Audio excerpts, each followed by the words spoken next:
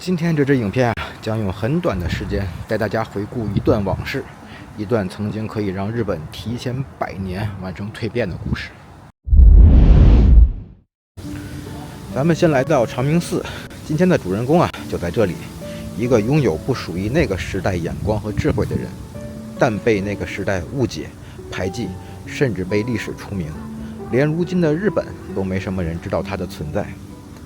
那在數據還沒有被神格化之前這個人就曾試圖提前拆解文明的虛假。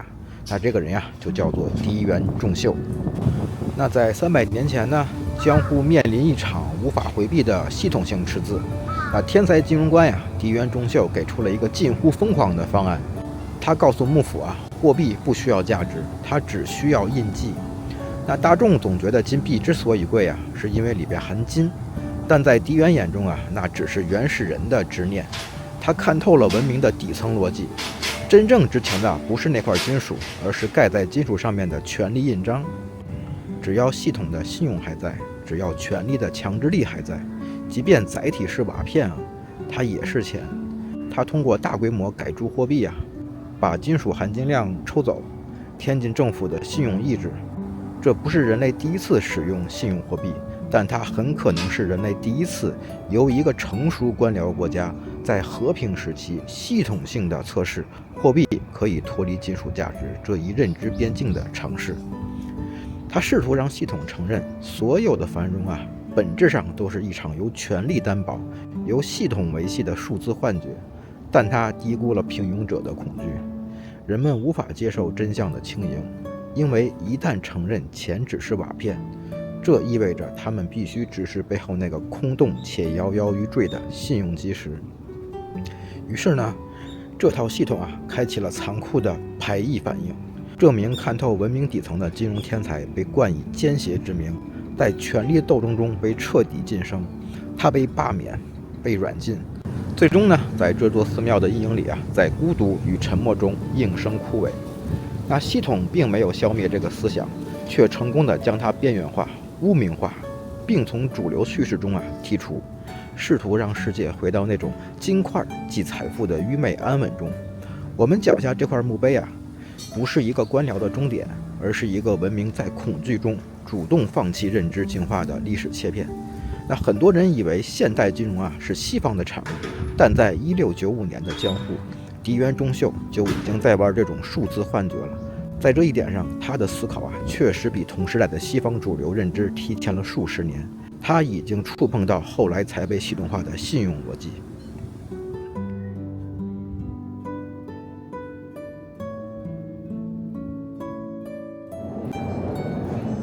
天才被埋葬後呢，江戶迎來了一位被後世歌頌的明君。德川吉宗在這裡簽署了著名的相對令，翻譯成現代邏輯。那官方以穩定之名動用權力，中斷並重置了原本應被履行的債務契約。為什麼這對一般人來說是好事呢？因為對於當時負債累累的普通武士和百姓來說，這是最立竿見影的救贖。債務壓力消失了，消費力瞬間釋放。那社會在短期內爆發出了一種虛假的正能量。大眾為這位青天大老爺歡呼，因為他用行政暴力直接抹平了他們無力償還的賬單。但對一個國家、一個文明來說，這卻是毀滅性的災難。因為信用的本質不是還錢，而是預期的穩定性。當官方帶頭撕毀契約，意味着這個系統承認權力可以隨時修改規則，只要為了所謂的穩定。自此之後，江戶的金融秩序徹底塌方，富人不再敢放貸，資本開始外逃或轉入地下，社會投資陷入死寂。日本文明在那一刻為了眼前的溫情，親手切斷了通向現代契約社會的可能性。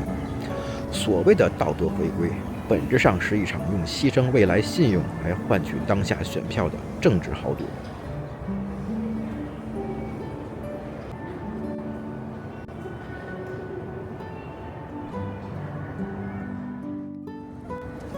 現在來到的地方呢，就是日本橋，屬於東京的地標性建築物。那大多數人站在這裡只看到了繁華，但在江戶的邏輯裡，這裡曾一度被寄予成為信用與規則之都的起點。為什麼說這裡是里程的起點？因為曾經的日本橋不僅是地理上的中心，更是信用与標準的中心。在這裡，度量衡是統一的，契約是被神聖守護的，全日本的資源通過這根指針流向未來。那時的日本曾有機會走向一個透明、嚴謹、基于規則的現代文明。但就在那場所謂的大改革之後，希望斷裂了。當系統決定用情緒的正確去覆蓋邏輯的錯誤，當官方帶頭踐踏契約，這裡就不再是文明的起點，而成了邏輯的終點。這種毀滅是無聲的，表面上這裡依然車水馬龍，但在深層代碼裡，這個文明已經選擇了向後退化。他放棄了對真理的精準測量，選擇了對權力的盲目順從。200年前，當人們在這裡歡呼秩序回歸時，他們不知道自己親手關上了通往未來的大門。如此呢，日本錯失了提前進入契約型现代社會的窗口期，並在隨後相當長的一段時間內停滯不前。